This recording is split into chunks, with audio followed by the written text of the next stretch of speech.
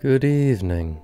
My name's Evan and welcome to Rocklin Graves. With Evil Dead Rise coming out in April, I figured there could be no better time to take a look at one of the most beloved franchises for horror fans. The Evil Dead has become one of the most recognizable names in horror, and I've always felt it's one of the most passion-driven franchises. We're now seeing big-budget, high-production value entries, but the series began with the humblest of beginnings from a couple of college students who likely had no idea of the beast they were going to unleash. This is essentially every film student's wet dream, or in the case of the Evil Dead, their very bloody and milky dream. Sam Raimi and Bruce Campbell are lifelong friends, and in their younger years made multiple low-budget films together with the hopes of one day making something that would kickstart their careers in filmmaking. In 1978, the duo would get together with a few friends to make Within the Woods, a horror film following a group of friends staying at a cabin for a weekend getaway who are stalked and attacked by demonic forces after disturbing an old burial ground and are possessed by these demons who use their bodies to enact violence on their friends. Sound familiar? Yeah, Within the Woods was essentially made as a prototype for the Evil Dead to raise funds for making a feature-length film. You can still find Within the Woods online if you're interested in giving it a watch, but keep in mind it was made for $1,600 in 1978, and it shows.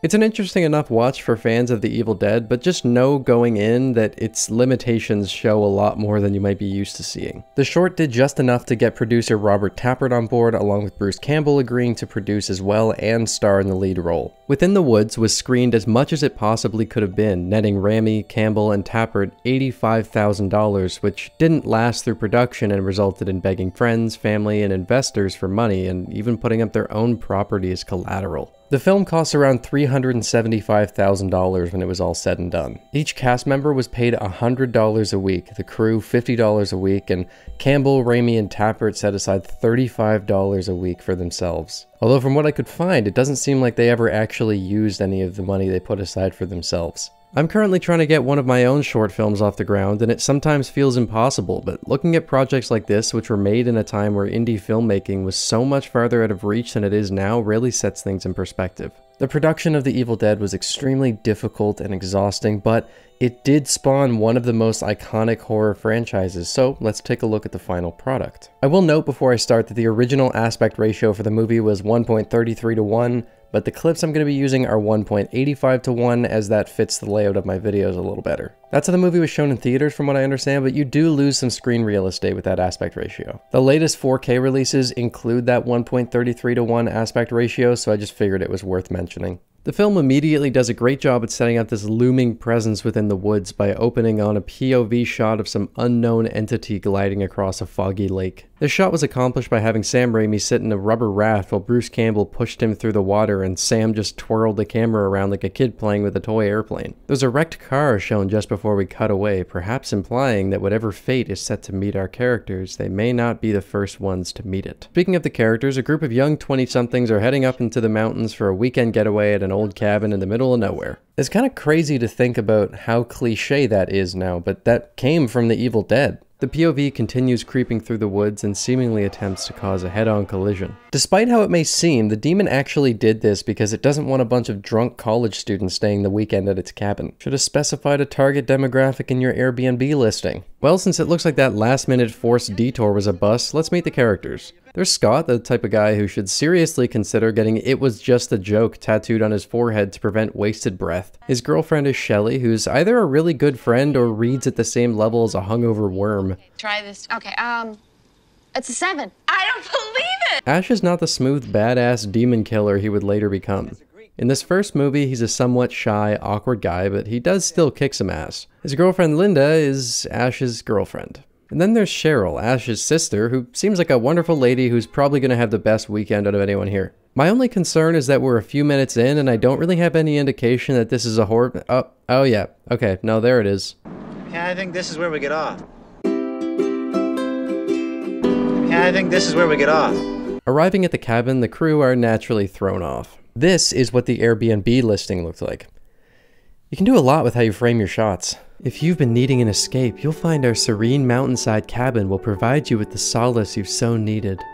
You and up to 4 others can take time away from the busyness of everyday life and bask in the utopia of the Colorado mountains. Luxury, quiet, and sights you could never imagine await you here. All of our cabins come pre-equipped with your very own Naturum de Monto if you feel like you need to spice things up, and the trees may even join in on the fun too. Please note that if passages from the Naturum de Monto are read aloud, an increased cleaning fee may be applied to your billing. We are not liable for any demonic possession or subsequent loss of limbs which may follow. Please enjoy your stay. Scott opens the door to find a deer who looks like he just got walked in on masturbating.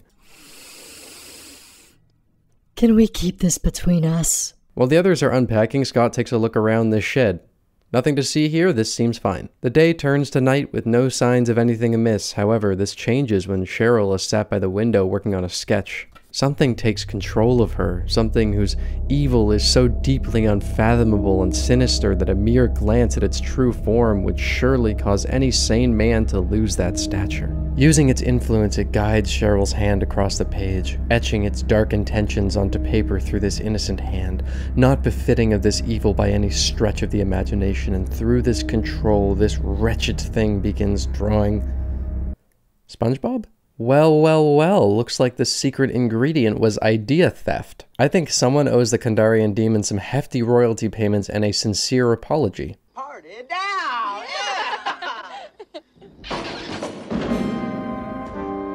I really can't blame the demons for this one. They did just announce that they were having a party and it would be rude not to include everyone. Scott's like really mean to Cheryl. It's probably just some animal. An animal? That is the stupidest thing I ever heard of. Jesus Christ.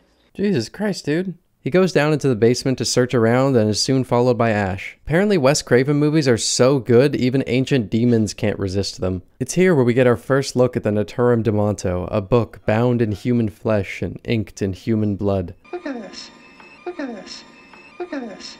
It also greatly resembles someone pressing their face against a window to weird you out. One thing I find pretty interesting is that one of the biggest stereotypes attributed to the Evil Dead is reading Latin out of an old text that summons an ancient demon, but that doesn't actually happen in this movie. The text is read through a tape recording of a researcher who had been staying in the cabin with his wife. Apparently he'd been researching something known as the Kandarian demon and made a significant discovery when he found the Naturum de Monto. Apparently certain passages in this book permit the demons in the forest to possess the living, so naturally he very dramatically reads the passage without hesitation.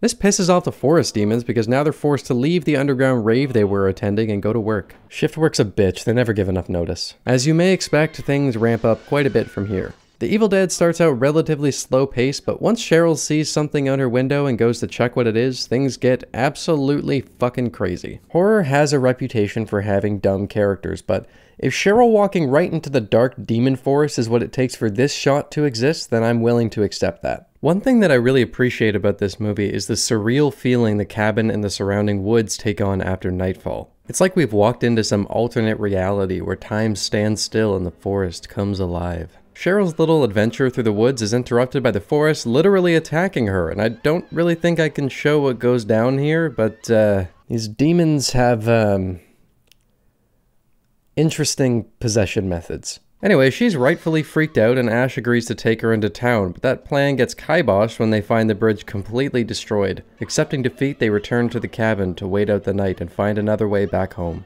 8 of spades, 2 spades, jack of diamonds, jack of clubs. Okay, that's actually sick though. I guess there's give and take with demonic possession, and bar tricks are a solid argument for it. For God's sake, what happened to her eyes? Her eyes? I might have picked up on a few more points of concern, but maybe I'm reading into things too much. This is where the movie really kicks things up a notch with the insanity and starts to get really fun. Why does Shelley look like she's watching a friend dig themselves a hole with some controversial opinions on reparations? I love seeing what a small team can accomplish with a low budget, and as a whole, the makeup and prosthetic effects on display are great. The Deadites have such a distinct and recognizable appearance, something that I really miss in the 2013 film. Each Deadite has their own unique look, and even though you can literally see the seams of the prosthetics, I love the look of these things. There's a charm to the low-budget designs, and it's a huge reason this movie has become so beloved. They get more and more horrific as the film goes on, with their skin rotting and becoming this sickly gray-green, their eyes looking like they're about to burst from strain. It's really fucking cool. Deadites also apparently really love fucking with people, constantly taunting them with the reminder that they've taken over their loved ones and there's absolutely nothing you can do about it. Thank you. I don't know what I would have done if I had remained on those hot coals. It's not just the designs of the Deadites themselves that's impressive. There are some spectacular practical gore effects on display. A lot of this movie is really over the top, and it can border on sensory overload in the best way possible. If I were to vote on which horror villain is capable of dying with the most dramatic show possible, the Deadites would be my pick. It goes on for so long and it's so loud that I usually end up hysterically laughing with whoever I'm watching the movie with. Luckily, earlier on Ash listened to more of the tape he found in the basement, and apparently the only way to kill a Deadite and free the body they possess is through bodily dismemberment. After Cheryl was successfully locked down in the basement, we see from the perspective of something outside that it smashed through Shelley's window and it then took her over off screen. The POV window smashes were accomplished by just attaching a wooden board to a camera and actually smashing it through the window. Low-budget filmmaking at its finest. Deadite Shelley attacks Scott in the bathroom, who brings the fight back out into the living room where Shelley is shoved into the stove. Apparently Deadites squirt out milk when they're dismembered, so if we can figure out a way to farm this, we could really cut down on the environmental costs of the methane gas from cows. Scott's the one who ultimately deals the final blows. I wonder if some of that aggression was pent up from her pulling the covers every night. For a moment, it looked like we were down to just one Deadite, but earlier on, Cheryl had stabbed Linda in the ankle with a pencil, which apparently still caused her possession. Or maybe this is just graphite poisoning. Scott's escape attempt apparently went as well as Cheryl's stroll through the woods earlier, so it's looking like Ash is on his own. Ash, would you shut her up? Thank you. All things considered, Scott gets it pretty easy when he slowly passes away sitting on the couch. Now it's just Ash, Deadite Linda, and Deadite Cheryl. Okay, look. This is a horror movie, and what's going on here is horrific. I understand that, but this is one of the funniest things I have ever seen.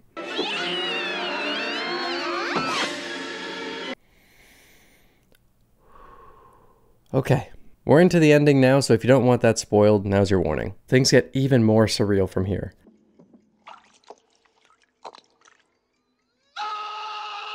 The cabin begins to bleed, time seems to be completely fucked, the shot angles are sometimes slanted or otherwise off-putting, and it really seems like this cabin is in its own reality. The final blow to the Deadites is dealt by Ash somehow managing to grab the Naturam Demonto with the necklace he had given Linda earlier. He throws the book into the fire, causing the remaining Scott and Cheryl Deadites to perish in an extremely impressive stop-motion decomposition sequence. Seriously, major props to what was accomplished with the scope and budget of this movie. This whole sequence is so detailed and bizarre and really goes to show how much passion can make up for a lack of resources. I watch a lot of movies, and even modern high-budget, high-production value movies don't have scenes as cool as this. With that, Ash is finally free. The glorious sun rises behind the trees, and Ash takes a triumphant and tragic step out of the cabin, scored to some music that perfectly reflects that moment. The movie ends with a POV shot of something from the woods gliding through the house and out the front door towards Ash, leaving his fate ultimately unknown.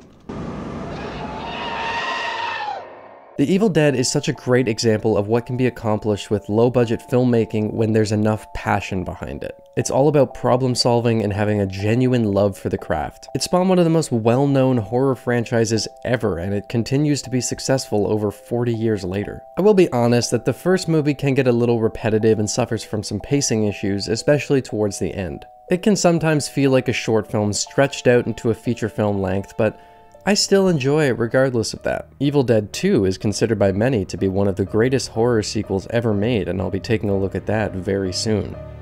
Until then, thank you for stopping by Rocklin Graves. I hope you've enjoyed your stay.